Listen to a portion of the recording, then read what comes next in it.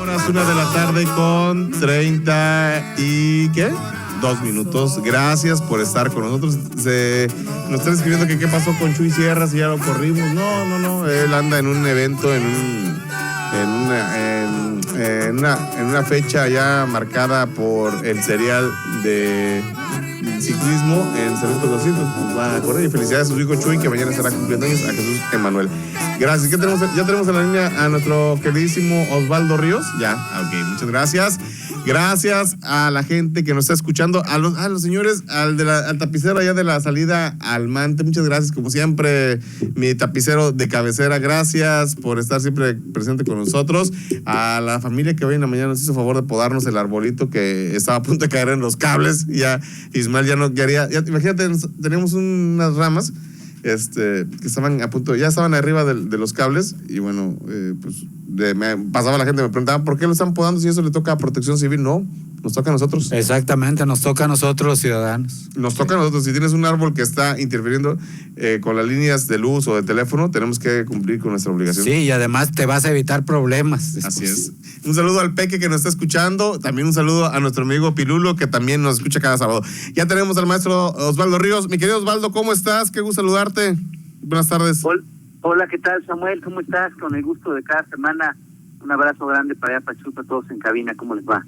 Gracias, muy bien, aquí con el calorcito. Mi querido Osvaldo, muere Luis Echeverría Álvarez, el símbolo del populismo en México, arriba y adelante, y que solo los caminos queden sin sembrar. Las épicas frases de un hombre que, pues, hasta la fecha seguimos viendo su modelo de gobierno, ese gobierno que nos regresó a México en la década de los 70s, las peores crisis económicas, los mayores índices inflacionarios, y que hoy ahí vamos otra vez por ese camino, mi querido Osvaldo.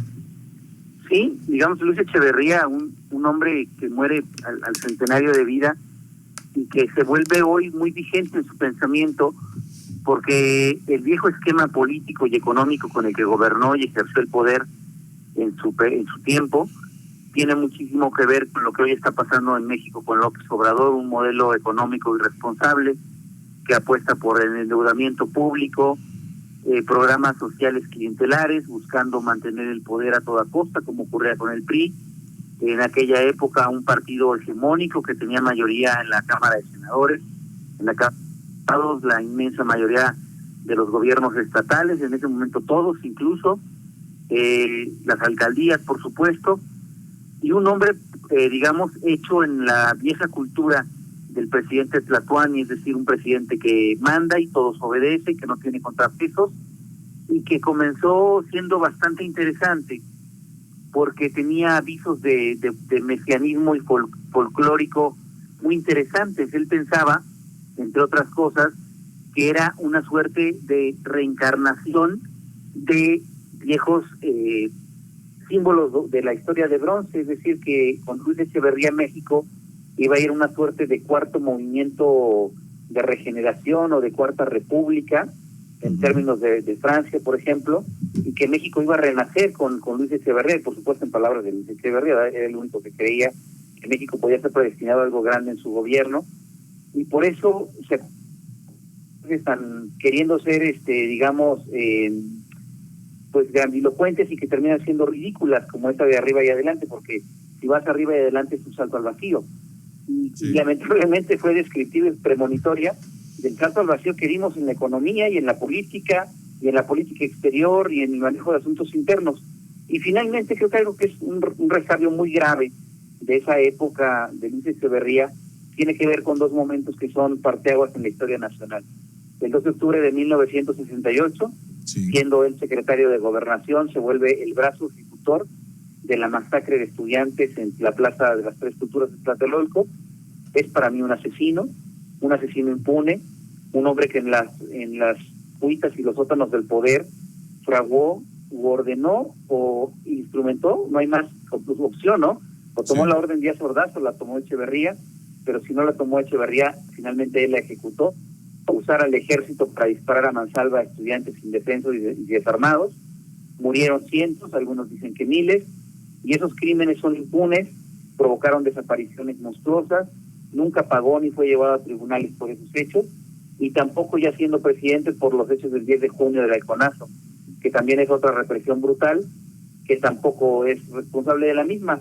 Y un apunte, cuando Gustavo Díaz Ordaz era el presidente y Echeverría era secretario de Gobernación, el director de Gobernación oscuro, tétrico, digamos, profundamente autoritario y represor, era Manuel Bartlett, un hombre que ha estado profundamente cercano al presidente López Obrador, protegido en su corrupción por López Obrador, y Echeverría, otros dos apuntes de relación con el actual presidente.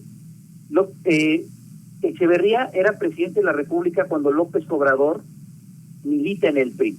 Sí. Y hay una parte de la presidencia de que López Obrador es dirigente estatal del PRI en Tabasco. Y Echeverría es el presidente que le da el primer cargo público a López Obrador, o sea, la primera chamba en gobierno federal como delegado del Instituto Nacional Indigenista. Por esas y muchas razones más, el echeverrismo, putrefacto, represor, asesinatos impunes, de guerra sucia, intimidador de la oposición, ridículo, mesiánico, patético, desastroso económicamente, pues se está reeditando en un López Obradorismo que francamente hoy pues es una caricatura bastante mal hecha del ídolo y el gurú político, el gran referente del López Obrador, que es Luis Echeverría Álvarez, hoy fallecido. Sí, Luis Echeverría pasará a la historia como el hombre que fue el gran represor de del 68 y del Juegos de Corpus en el 71, y creo que conocido por su doble discurso, por su perversidad, por su manera en cómo agredió a los empresarios, cómo generó políticas populistas que hoy padecemos, Pujalcoy, el gran proyecto de convertir a la Huasteca en el gran granero de Latinoamérica, simplemente quedó en el fracaso. Millones y millones de pesos se invirtieron y las obras siguen siendo un gran ejemplo de una corrupción que aún prevalece, mi querido Osvaldo. Sí, pues es que en aquella época, ¿te acuerdas que decía, hay mucha obra porque cuando haces mucha obra, muchos sobran? Y en el que muchos sobran, pues había actos de corrupción impresionantes. Por ejemplo, en el régimen de Echeverría, la obra pública era un instrumento para premiar o castigar a los aliados económicos fuera del régimen, y las diputaciones y senadurías para premiar a los militantes. Entonces, ocurre, ¿verdad? O sea, a algunos se les premia con cargos burocráticos de alta alcurnia, aunque no sepa nada, como es el caso de Rosa Isela, que creo que un bulto de papas tendría mejores resultados como secretaria de Seguridad Pública, pero no la invitan ahí por su capacidad ni por su trayectoria, sino simplemente porque es una persona útil a la manipulación que puede hacer el presidente en el tema y que no le va a objetar ninguna decisión a quienes realmente ejercen esa responsabilidad, como el secretario de Gobernación o el fiscal Gertz. Y en el otro tema, también es verdad que hacer obras faraónicas, monstruosas, que al final no dan resultados, pues lo estamos viendo, ¿no? Evidentemente tenemos un aeropuerto internacional Felipe Ángeles, un aeromuerto del que no salen vuelos internacionales, que no hay vuelos, que no resuelve nada, pero que costó cientos de millones de pesos, Samuel, y que canceló la posibilidad de tener un aeropuerto pues, de primer mundo con el aeropuerto de Texcoco, pero bueno, de no hay testimonio de que sirva para nada. Y ahora con la refinería de Dos Bocas, que ya se inauguró, entre comillas, y que tampoco refina, y lo que sigue es el Tren Maya, que tampoco va a funcionar ni va a servir para nada. Y en las tres obras vamos a hablar al final de los 6 años de billones de pesos, miles de millones de pesos tirados a la basura por caprichos demenciales del presidente, que en una retórica totalmente populista le han servido para tener al pueblo en vilo de que estas obras responden a problemas del país, cuando en realidad lo que está haciendo es frenar las posibilidades de futuro. O sea, todo lo que está gastando en 3 obras que no sirven para nada es dinero que debería estar sirviendo para generar empleo, generar inversión, mejorar la seguridad, equipar a las policías, tener, en fin, cualquier cantidad de problemas encima, ¿no? Los aeropuertos, los medicamentos oncológicos, etcétera. Y eso no pasa, no se resuelve, y pierde ya 4 años, ya van 4 años perdidos, los indicadores todos están reprobados, y hoy pues pareciera, lamentablemente, que igual que Luis Echeverría, López Obrador se va a dar el lujo de elegir a su secretario de Gobernación como sucesor al cargo, tal como lo hizo Gustavo Díaz Ordaz, eligiendo al secretario de Gobernación, Luis Echeverría, ¿no? Y pues bueno, como en un eterno retorno, la historia se repite y el PRI, pues cuando despertamos todavía seguía allí, querido Samuel. Pues sí, el PRI y el dinosaurio se mueve, diría un filósofo de la política. Sí, sin embargo se mueve. ¿Quién decía? Copérnico, ¿verdad? Sin embargo, Galileo Galilei, ¿no? Pero no, un filósofo de la política aquí decía... Huasteco. No sé si fue Carlos Marín o Jairo Calixto Albarrán, que hacen una crónica muy buena del PRI, que decía, y el dinosaurio aún se mueve. Sí, el dinosaurio se mueve, da coletazos, como en el caso de López Obrador, creo que como el huevo que ahí dejó el tiranosaurio Rex abajo del drenaje del Palacio Nacional, pues es el hijo putativo, ¿no?, de Luis Echeverría. Porque acuérdate que llegaron los tecnócratas.